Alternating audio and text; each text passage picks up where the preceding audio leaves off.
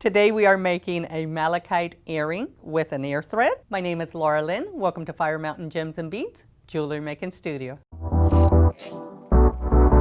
Click the card above to see the materials list of the items you will need for this project. You will need 6mm, 8mm, and 10mm round malachite. I use gold filled for this project, but you could use, malachite looks great with copper, silver, gold, even our gunmetal. So you can pick and choose what's going to work for you best. But for this specific project, I've chosen rose gold beads that are 6mm. I have a 3mm crimp cover, and I also have the rose gold ear threads. And that is pretty much what you're going to need material-wise. Tool-wise, you will need a flush cutter. Oh, I'm sorry, you're also going to need your wire, which is rose gold. You will need your flush cutters. You'll need either a flat nose or a chain nose plier, along with chain nose pliers. And your round nose pliers to make your loops at the end. Okay, let's get started. For our wire, you're going to need two about 14-inch long wires. So let me go ahead and get that cut out.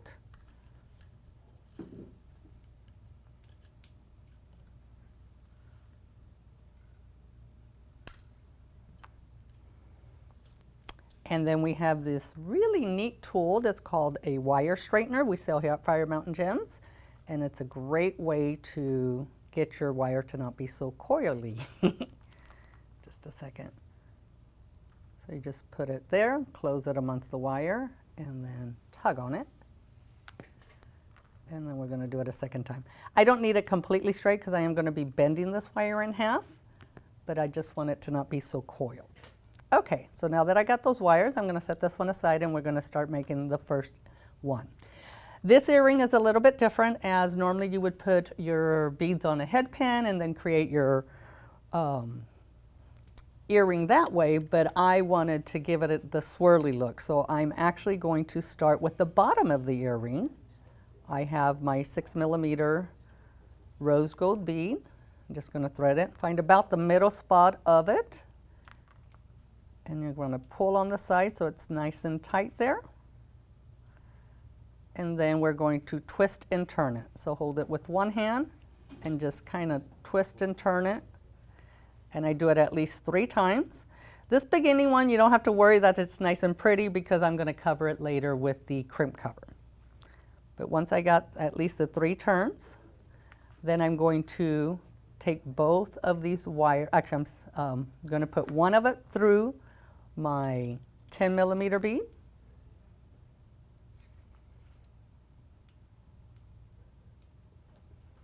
And bring it down.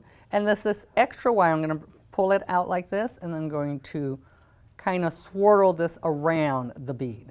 So you have one through the middle, and this one's going to be swirling around. So you just kind of hold it and twist and turn as you go. Wrap it around. You just basically want to give it a roundabout. So you're going to get your bead on there, and then you're going to swirl the one that's not inside the bead around the bead. There's not a right or wrong way to do it. You just want to kind of loop it around. You're going to end up wrapping it at the top to hold it in place. You will later, once you have it all strung in, you'll go ahead and make your swirls look a little bit better. So once I have that there, I'm going to grab my chain nose pliers and hold this one and then wrap it around. Actually, I'm left-handed, so I'm going to go on this side of it and do it that way. Here we go. And you also make 3 loops around it. Try not to bend your wire like I just did there. Okay, so now that I have the 3rd loop, I actually, so that I don't run out of wire, I'm going to switch what I thread the other bead on. So for my 8mm, I'm going to thread it on the one I just swirled originally. Okay, so now that's in there. straighten it out so it's nice and straight, and do the same thing. You're going to swirl it around your bead. Switching sides again.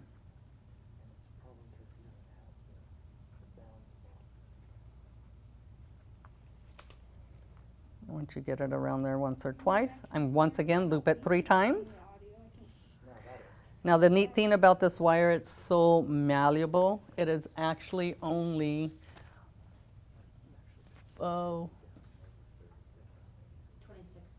26 gauge wire. Thank you. I was trying to figure out how many gauges it was. So it was 26 gauge. So it's really easy. You can do all of this pretty much with your hands. Okay. Now that that's done, now I'm going to get my smallest bead and put that in the wire. I just look and see which one's the shortest, longest. Right now they're about the same, so it doesn't matter. There we go. And then we're going to swirl it around that bead while you're holding your other ones in place. And as I mentioned earlier, you'll get the swirls to look better once you're done with your threading your beads on. But you want to make sure it's going around at least 1 time around the bead. Okay? Then once again, go to the very top. Now, in this case, I'm going to be doing a wrap loop at the top of the bead, and I do them a little bit different than some people, because I like to take my hoop of the wrap loop, kind of tuck it in where I'm working. So you're going to grab your round nose pliers, press down as far as you can, and you're going to bend the wire away from you. Turn your pliers about 45 degrees. Then take it and bend it back towards you and around the round nose pliers. And then I'm going to wrap it back around so that I have almost gone all the way around it again, if you can see there. Now what I'm going to do is bring this wire back up in here, because I want to get it stuck kind of in place with the other one. So let me take these out. This one's going to be up, and I'm going to take my bent nose pliers and I'm going to hold the 2 together. And then I'm going to take this and I'm going to start wrapping it around until I get back down to this top bead here. And you want to pull and tug on it as much as you can to give it the nice tight loops. And as you're going, you'll know when you get there, because it your bead will straighten out as you get there. Okay, so I want to do one more loop there. Okay, now that I have that in place, I'm going to take it and I'm going to bend it away from the bead like that, so I can get my flush cutters in there and cut it. Okay. And hold your wire so it doesn't go flying and hit somebody in the face. So now that I've bent it back, I'm going to bend it back where it was. Okay, and then this wire here, it's all extra. Nothing's going anywhere. You can tug on it. It's nice and secure. And I'm going to do the same thing with this. I'm going to bend the loop away from the wire so I can get my flush cutters in there really close and cut it off. And as you notice, I ended up with more wire than I needed. So I said 14 inches. You probably can get away with 12.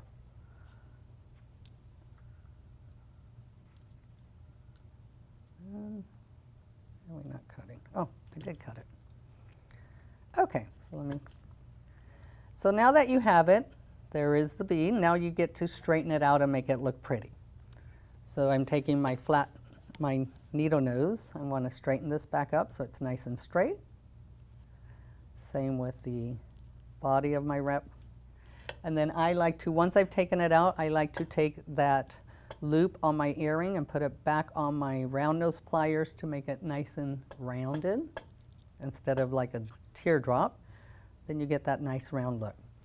Okay, now that I have this here, I've mentioned earlier we'll make the wires look nicer. So all I'm doing is I'm just kind of holding them in place and twisting it until that wire knit sits nice and tight against the bead. Same with this one, just kind of loop it around, push and pull. And then with this one here, the same thing. See how it's kind of away? So I'm just going to push it away from each other until it wraps that bead nicely. There we go. Okay, so we're going to put the 3mm crimp cover on the bead. And we will use our chain nose pliers to crimp it close. So once you have, when you are closing the crimp covers, just make sure you kind of twist and turn them so that you don't get a C-shaped crimp cover. And that way you make sure they align nice and neat. Okay, now that that crimp cover's on and we have swirled the wires where we want it, now the last thing to do is to put on the ear threads. Okay, we're going to use this ear thread for the earring, and it does come with a little loop at the bottom.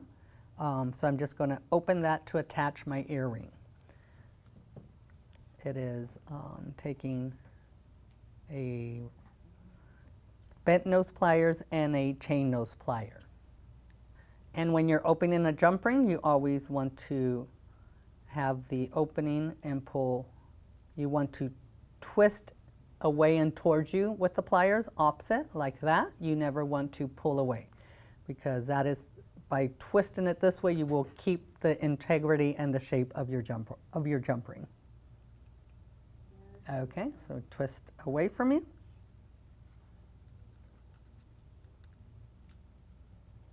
Okay, now once you have it open, take your earring and put it on the jump ring. And then you want to close your jump ring.